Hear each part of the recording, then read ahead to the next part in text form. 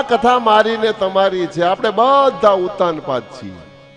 ઉત્તાન પાદ, ઉત્તાન એટલે ઊંચા અને પાદ એટલે પગ. જન્મ વખતે જેના પગ ઊંચા હોય એનું નામ ઉત્તાનપાદ. હરેક ઉત્તાનપાદે હરેક જીવને બે પત્નીઓ હોય, સુનીતિ અને સુરુચિ.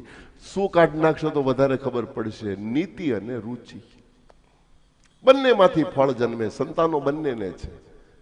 પણ રુચિ બધાને બહુ વાલી લાગે, નીતિ કોઈને વાલી લાગે, નીતિ કોઈને ગમે નહીં. નીતિ અમાનીતી અને રુચિ માનીતી. રુચિમાંથી ફળ જન્મે. ઉત્તમ દેખાવમાં હોઈ શકે પણ નાશવંત હોય, એનું મૃત્યુ થાય. પણ નીતિમાંથી જે જન્મે એ તો ધ્રુવ હોય છે.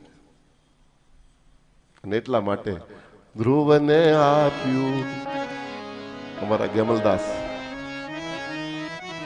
ધ્રુવને આપ્યું અવિચલ રાજ, પોતાનો કરી સ્થાપ્યો રે.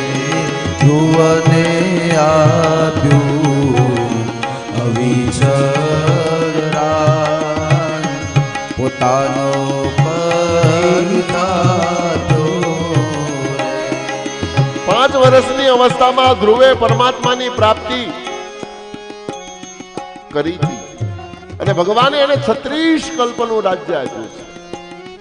36 કલ્પ ભગવાનના ચરણમાં આજ પણ ધ્રુવ બેઠા છે. સપ્ત ઋષિઓ એની 24 કલાક પરિક્રમાઓ કર્યા કરે છે. આ હોકા યંત્રની સૌથી પહેલી શરૂઆત શોધ થઈ. હોકા યંત્ર એના પરથી શોધાણું, ધ્રુવના તારા સાથે. ધ્રુવના વંશમાં અંગ મહારાજ થયા. અંગને ત્યાં વેન દુરાચારી હતો. બ્રાહ્મણોએ એને શ્રાપ આપીને મારી નાખ્યો અને એના શરીરનું મંથન કર્યું. એના શરીરમાંથી એક સ્ત્રી અને પુરુષ. પુરુષનું નામ પૃથુ મહારાજ અને સ્ત્રીનું નામ અર્ચી હતું. પૃથુ સાક્ષાત નારાયણ હતા. જગતને કલ્યાણ માટે 100 અશ્વમેધ યજ્ઞો એમણે કર્યા. પણ 99માં યજ્ઞએ બ્રહ્માજીએ આવીને વિનંતી કરી. 99માં યજ્ઞએ 100 યજ્ઞનું ફળ જાતું કરી યજ્ઞની પૂર્ણાહુતિ કરી નાખી.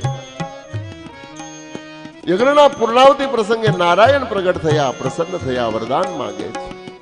10,000 કાનની માંગણી પૃથુ મહારાજે કરી. એમને ત્યાં હર્ષજ્ઞ પુત્ર થયો. એમને ત્યાં ધૂમ્રકેશ, એમને ત્યાં હરવિધાન મહારાજને ત્યાં પ્રાચીન બરહી દીકરો થયો. અને પ્રાચીન બરહીને એક દિવસ શ્રી નારદજી મળ્યા. એને અશાંતિ લાગી હતી. એને સમજાવવા માટે પુરંજન આખ્યાનની કથા શ્રી નારદજીએ કરી. અને પુરંજન આખ્યાન પૂરું થાય એટલે સ્કંદ વિરામ પામે. ઇતિ શ્રીમદ ભાગવત મહાપુરાણે ચતુર્થ સ્કંદ કૃષ્ણ કનૈયા લાલ કી